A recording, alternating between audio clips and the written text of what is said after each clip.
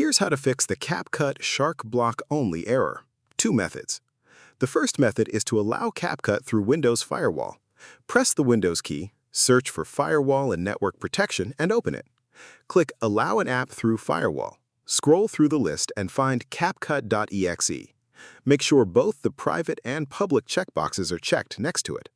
If CapCut is not in the list, click Allow another app, browse to CapCut's installation folder, and add it. Click OK. Close everything and restart CapCut. The Shark block error is often caused by the firewall blocking CapCut's connection. This fix removes that block. If the error persists, move to the second method, flushing your DNS. Press the Windows key, search for CMD, right-click it, and select Run as Administrator. Type ipconfig/flush DNS and press Enter. Then type netswash winsock reset and press Enter. Both commands need admin access to work. Running without it causes them to fail silently. Restart your PC after both commands complete. A full restart is necessary for the network reset to take effect.